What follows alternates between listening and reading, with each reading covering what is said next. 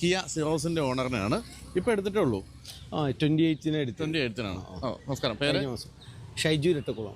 Shaiju Irattakulam advocate ആണെന്നുള്ളതിന്റെ എവിടെയാ practice ചെയ്യുന്നത്? ഞാൻ പ്രാക്ടീസ് കൊച്ചിയിലുണ്ട്, ജില്ലാ കോടതി, ഹൈക്കോടതി. ഹൈക്കോടതി ഇവിടെ ഉള്ള കാരണം മൊത്തത്തിലൂടെ. എവിടെയാ ശരിക്കും സ്വദേശം ഫോർട്ട് കൊച്ചി. അപ്പോൾ ഒറ്റ ചോദ്യം, എന്തുകൊണ്ട് സിറോസ്? സിറോസ് ഞാൻ ആദ്യം സെൽറ്റോസും സോണറ്റും ടെസ്റ്റ് ഡ്രൈവ് എടുത്തു. ഇത് സോണറ്റ് ഒരു ബഡ്ജറ്റ് ഫ്രണ്ട്ലി ആയിട്ട് സോണറ്റ് ഞാൻ ടെസ്റ്റ് ഡ്രൈവ് എടുത്ത് ഏകദേശം ഉറപ്പിച്ചതാണ്. അപ്പം എൻ്റെ കിയെ തന്നെ ഒരു ഫ്രണ്ട് ഉണ്ടായിരുന്നു, പറഞ്ഞു ഒരു അടിപൊളി സാധനം വരുന്നുണ്ട്, ഒരു മാസം ഒന്ന് വെയിറ്റ് ചെയ്യൂ സാർ. ഇത് ജസ്റ്റ് ഒന്ന് ഇൻട്രൊഡ്യൂസ് ചെയ്യുന്നുണ്ട്, അവർക്കറിയാൻ പറ്റും, അറിയില്ല, ഒന്ന് വെയിറ്റ് ചെയ്ത് നോക്കുന്നു പറഞ്ഞു.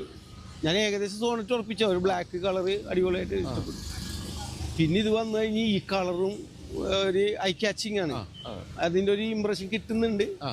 പിന്നെ ഈ കളറ്, പിന്നെ ഇതിൻ്റെ ഡ്രൈവബിലിറ്റി ഒക്കെ സൂപ്പറായിരുന്നു. അങ്ങനെ ഇഷ്ടപ്പെട്ടെടുത്ത് ബഡ്ജറ്റ് ഫ്രണ്ട്ലി നമ്മൾ ഒരു ഫാമിലിക്ക് ഒതുക്കുന്നതാണ്, അങ്ങനെ എടുത്തതാണ്. ഏത് വേരിയന്റ് ഇത്? ഓട്ടോമാറ്റിക് ആണോ? ഇത് മാനുവൽ ആണ്, മാനുവൽ മിഡിൽ വേരിയന്റ് HTK എന്ന് പറയും. എന്താണ് ഇതിൻ്റെ ഏറ്റവും ഇഷ്ടപ്പെട്ട ഒരു ഫീച്ചർ? എന്താ ഏറ്റവും ഇഷ്ടപ്പെട്ട ഫീച്ചർ? ഡിസ്പ്ലേ, പിന്നെ ബാക്ക് ക്യാബിന്. നമ്മൾ 3 പേര് മെമ്പേഴ്സാണ് ബാക്ക് ക്യാബിന്. പിന്നെ കുട്ടികൾക്ക് ഇഷ്ടം സൺറൂഫാണ്. ഒരു പ്രീമിയം കാറിൽ കിട്ടേണ്ട ഒരുവിധപ്പെട്ട ഫീച്ചേഴ്സ് ഒക്കെ ഓൾമോസ്റ്റ് ഇതിലുണ്ട്. ഇത്ര ബഡ്ജറ്റ് ഫ്രണ്ട്ലി അവർക്ക് ഇത്രയും ചെയ്യാൻ പറ്റുമെന്ന് എനിക്കറിയാൻ പാടില്ല. ഞാൻ ലാസ്റ്റ് കുറച്ചൊരു സെക്കൻഡ് ഹാൻഡ് ആയിട്ടുള്ള A4 ഓടിച്ചിരുന്നില്ല കുറെ നാള്. അതിന്റെ സസ്പെൻഷനൊക്കെ ചില സ്ഥലത്ത് കിട്ടുന്ന പോലെയൊക്കെ ഒരു ഫീൽ ഉണ്ട്. അതാണെന്നല്ല പറയുന്നത്, അതിന്റെ ഒരു ഫീൽ കിട്ടുന്നുണ്ട്. എനിക്ക് തോന്നുന്നു സെക്കൻഡ് റോയില് ഇത്രയും സ്പേസ് ഒരു വണ്ടിക്ക്. അതെ, സെക്കൻഡ് റോയില് ഭയങ്കര സ്പേഷ്യസ് ആണ്.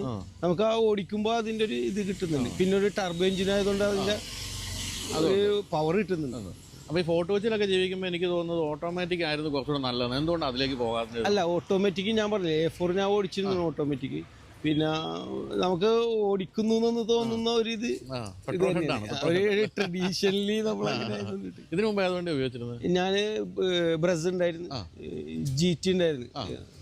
പിന്നെ A4 കുറച്ചാൾ ഉപയോഗിച്ചു, ഓഡിയോ A4 കുറച്ച് വാഹനങ്ങൾ ഉപയോഗിച്ചിരുന്നു. ഈ ബ്രസ്സിൽ നിന്ന് ഇതിലേക്ക് വന്നപ്പോൾ എന്താ ഒത്തിരി മാറ്റമുണ്ട്, വളരെയധികം മാറ്റങ്ങളുണ്ട്.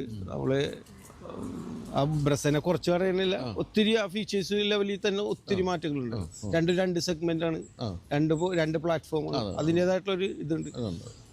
ഇത് ഈ ചിലരൊക്കെ നമ്മളിപ്പോൾ ഇതിനെപ്പറ്റി ഇപ്പം ഞാൻ ഇതിൻ്റെ വീഡിയോ ഒക്കെ ചെയ്തപ്പോൾ ചിലരൊക്കെ കമൻറ്റ് ചെയ്തത് ഇതിൻ്റെ രൂപം എന്താ ഒരു സുഖമില്ലാത്ത രൂപമാണല്ലോ.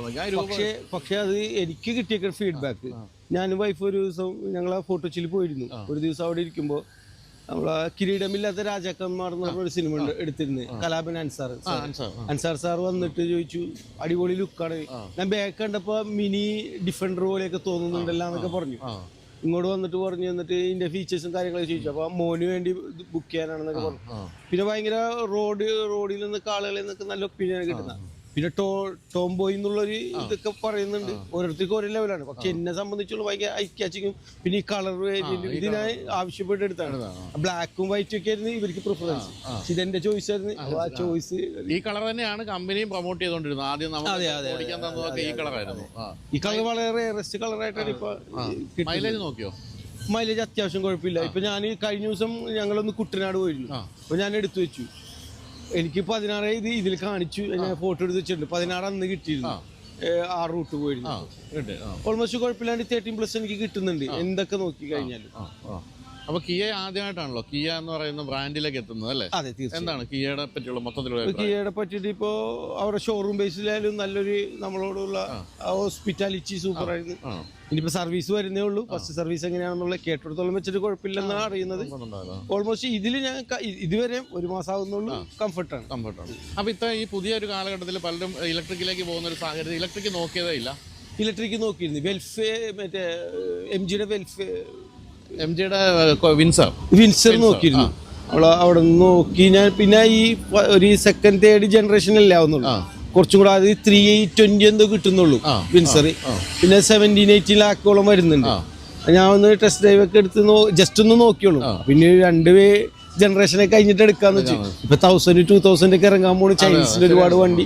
എനിക്ക് തോന്നുന്നത് വിൻസറിന്റെ ബാക്ക് സീറ്റും ഇതിന്റെ ബാക്ക് സീറ്റും ഏകദേശം വിൻസറിന്റെ ഇന്റീരിയർ നല്ലൊരു ഇത് തന്നെയാണ്, പറയാതിരിക്കാൻ പറ്റില്ല. പക്ഷെ ഒരു 3rd 4th ജനറേഷൻ കഴിഞ്ഞിട്ട് EV നോക്കാന്ന് വെച്ചിട്ട് എന്താണ് ഒരു അഭിപ്രായം? ഇത് ഹിറ്റ് ആകുമോ ഈ വാഹനം? എന്നെ സംബന്ധിച്ച് ഈ വാഹനം അല്ലെങ്കിൽ പൊതുവെ ഇത് ഹിറ്റാകാനുള്ള സാധ്യത ഹിറ്റാനുള്ള സാധ്യത ഉണ്ട്. ഇപ്പൊ ഞാൻ എടുത്തപ്പോ തന്നെ എറണാകുളത്ത് തന്നെ 40+ അവർ വിറ്റു എന്ന് പറഞ്ഞു. തീർച്ചയായിട്ടും നല്ലൊരു നമ്മൾ ഇതുവരെ ഒരു ഫാമിലി കാറാണ്. നമ്മളിത് കംഫർട്ടാണ്, പിന്നെ ഡ്രൈവബിലിറ്റി ഒക്കെ അടിപൊളിയാണ്. ലൈറ്റ് ക്യാച്ചിങ് ആണ് ഇത് പ്രത്യേകത. ആളുകൾ EV ആണെന്ന് ചോദിക്കുന്നുണ്ട്. പിന്നെ എന്താണെന്നുള്ള ഒരു ബോക്സി ടൈപ്പ് ആണ്. ഒരു അങ്ങനെ പല പല ഇതാണ്. നെഗറ്റീവ് കമന്റ്സ് ഇതുവരെ വന്നിട്ടില്ല. പിന്നെ ഡിഫൻഡറിന്റെ ലുക്ക് തീർച്ചയായിട്ടും ഉണ്ട്. ഡിഫൻഡർ മിനി ഡിഫൻഡർ ആണെന്ന് ചോദിക്കുന്നുണ്ട്. എവിടെ ചെല്ലുമ്പോൾ ഇത് ഏത് വണ്ടിയാണെന്നുള്ള ഒരു ഇത് വരുന്നുണ്ട്. ഇറങ്ങുന്നത് കൊണ്ടായിരിക്കണം ആ ഒരു ഫീഡ്ബാക്ക് നമുക്ക് കിട്ടുന്നത്. എന്തായാലും ഒട്ടും മോശമല്ല. ഈ പറഞ്ഞ നമ്മൾ ഓടിച്ചപ്പോഴേ ഇഷ്ടപ്പെട്ടു. ഞങ്ങൾ ഡൽഹിയിലാണ് ടെസ്റ്റ് ഡ്രൈവ് ചെയ്തത്. നമുക്ക് ആദ്യം കണ്ടപ്പോഴും ഇഷ്ടപ്പെട്ടു. വളരെ ഒരു ഡിഫറെൻറ്റ് ലുക്കും അതുപോലെ തന്നെ ഇന്റീരിയർ ബാക്ക് സീറ്റ് കംഫർട്ട് എന്ന് പറയുന്നത് അമേസിംഗ് ആണ്. അത്രയധികം ബാക്ക് സീറ്റ് കംഫർട്ട് ഉണ്ട്. അപ്പോൾ എന്തായാലും ഹാപ്പി മോട്ടോർ സാറിന്റെ റിവ്യൂവും കൂടെ കണ്ടതും കൂടെ അതും കൂടെ നോക്കിയിട്ടൊക്കെയാണ് ഇത് എടുക്കാനും കൂടി സാധ്യതയുണ്ട്. Thank you.